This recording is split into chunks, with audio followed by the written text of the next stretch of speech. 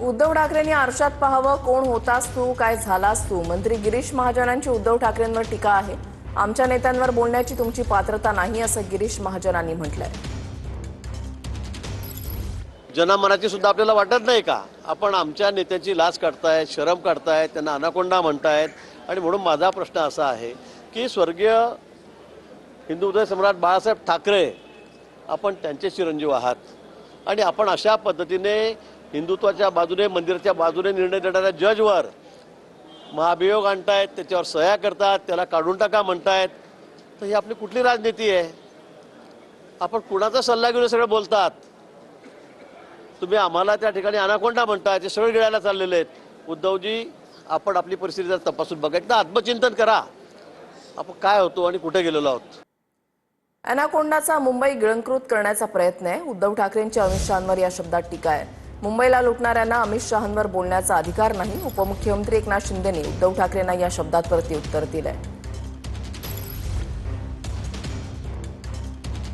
अमित शहांचं मी जे बोललो ना, अनाकोंडा, हा अनाकोंडा आता मुंबई गिळायच्या दिशेने वाटचाल करायला लागलेला आहे. आणि त्यांनी एक पाऊल पुढे टाकून माझ्या महाराष्ट्राच्या राज्यातल्या गावांवरती जसं अरुणाचलवरती चीन हक्क सांगतोय, तसं गुजरात हा माझ्या महाराष्ट्राच्या खेड्यांवरती हक्क सांगतोय. आता हे कोण झाल्याचं, काय झाल्याचं वगैरे जे काय आहे ना, आता यांना विचारा, तुमच्यात हिंमत आहे का तिकडे जाऊन उभं राहायची तुमच्या अमित शहांविरुद्ध? हे मुंबईत आणि महाराष्ट्रात राहणाऱ्या गुजराती जो समाज आहे, ज्यांचं आणि आमचं काही भांडण नाही, त्यांच्यामध्ये आग लावण्याचा प्रकार आणि एका बाजूने महाराष्ट्र गिळण्याचा प्रकार हे सुरू झालेला आहे. 20 वर्ष मुंबईला ज्यांनी लुटलं, मुंबईची तिजोरी ज्यांनी धुतली, मिठीतला गाळही सोडला नाही, कोविडची खिचडी सोडली नाही, डेड बॉडी बॅगही सोडली नाही, आणि मुंबईला फक्त आणि फक्त सोन्याची अंडी देणारी कोंबडी म्हणून पाहिलं. त्यांनी अमित शहा साहेबांवर बोलण्याचा अधिकार नैतिक आहे का त्यांना? पुढच्या बातम्यांकडे वळूयात. नाशिकच्या त्र्यंबकेश्वर मधील मुलं विक्री प्रकरणासंदर्भातली बातमी. चौकशी समितीनं पोलिसांकडे अहवाल सुपूर्द केलाय.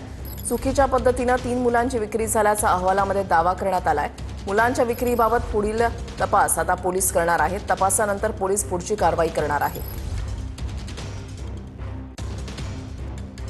अमित शहांसोबतच्या चर्चेनंतर चव्हाणांची शिंदेंसोबत 2 तास बैठक झाली आहे. पालिका निवडणुका माहिती म्हणून लढण्याबाबत सकारात्मक चर्चा झाल्याची माहिती मिळतेय.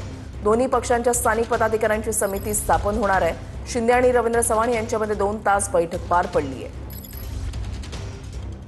पालिका निवडणुकांसंदर्भात एकनाथ शिंदे आणि रवींद्र चव्हाण यांच्यामध्ये जवळपास 2 तास बैठक झालेली आणि ही बैठक सकारात्मक झाल्याचं बोललं जात आहे. पालिका निवडणुका माहिती म्हणून लढण्याबाबत सकारात्मक चर्चा झाल्याची माहिती मिळतेय.